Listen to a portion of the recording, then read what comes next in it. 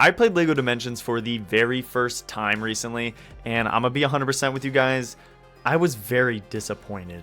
Now, I grew up playing Skylanders and Disney Infinity, so obviously high expectations for Toys to Life, and LEGO Dimensions just let me down. Now, I want to give a huge shout out to Skyforge Studios. He supplied me with literally every figure and pretty much the game, literally everything you need to play this game. But I only played through the main story, and even after playing that, I just wasn't gripped enough to keep going.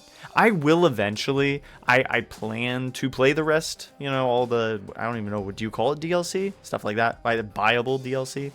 But as a whole, I'm just going to give my thoughts. I know there's a tight-knit LEGO Dimensions community out there, so don't get mad at me. This is just my honest thoughts.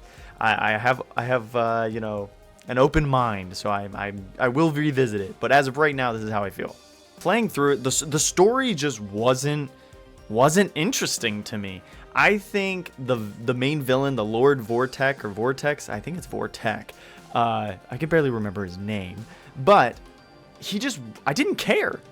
Also, like, he was so weak. Every time we faced him, it was so easy. And I know LEGO games are kid-based, right? And they don't really have amazing combat, which, speaking of the combat in this game is worse than Lego Batman that has released in 2008.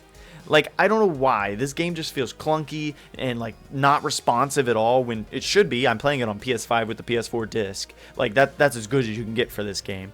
I was told not to play it on Wii U when I picked up a Wii U copy.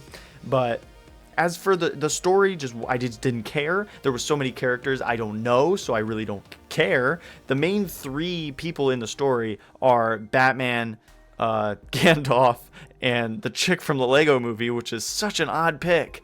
And she actually was like the most useful, so that it made it kind of even worse that I was using a character I didn't even know and didn't really care to use. They could have called this literally like Lego Batman Dimensions, and because of how much he has in the cutscenes and story. But throughout the story, literally every single level was just like its own separate game, which I know that's what they were going for, but I just didn't care. As the further I got into the game, I was like, is this gonna get interesting, or am I just playing a bunch of mini levels with these characters? It felt like mini Lego games, but worse. Like, everything about the gameplay was worse than a traditional Lego game. And I mean, there's no excuse because I'm playing it on the best possible console pretty much to play it on. As for the toys are honestly probably the most well done Toys to Life gimmick. Actually building it and putting it on the portal is the dopest thing ever. Also, putting together the portal as you play through the game, amazing. Love it. But the one thing I have against it are the damn puzzles.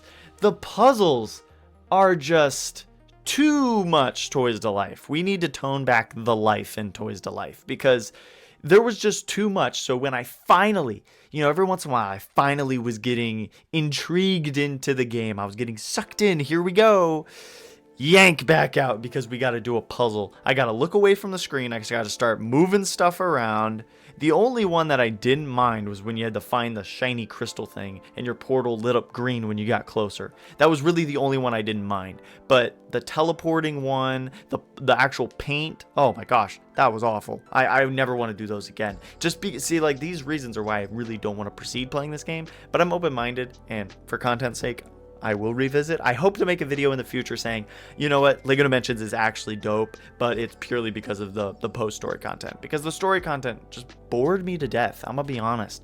And I don't know. I have hopes that somehow the post-game or post-story will be better, but I don't know. I have not a lot of reasons to think it will. As for the game itself, I do think it just has too many characters. I mean, look at any other Toys to Life game. You got Disney Infinity, you got Skylanders, you got Starlink. I think that's about it. But look at the roster size, and then look at the roster size for LEGO Dimensions.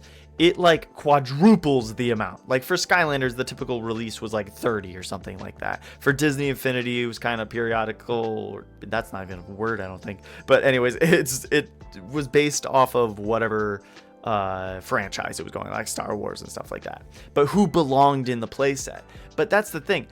Everyone felt out of place in this game, and I know that's the point, because it's just a crashing literal dimension. He's making one dimension basically, but I don't know, it was good in theory. I was excited, I played it, it let me down. But this is just my opinion. It is what it is. I also do think that this game would have continued and maybe even spawned a sequel or whatever. But from what I've heard, is that there were supposed to be more waves of figures, which is insane that they were going to bring even more for this game rather than just bring out another game. But I think Lego or whoever was in charge of making this game just waited too long. It released in 2016, which was honestly, I think Toys to Life started to die out in 2015 when like Skylanders Superchargers and I think Disney Infinity 3.0 might have been released around the same time. But Superchargers was the reason I fell off. Like, I was the age group that grew up with it. I was like, 10, 11 when Spyro's Adventure released, which was 2011. So I grew up with the games as that, right age to be a gamer and still have like toys in my room.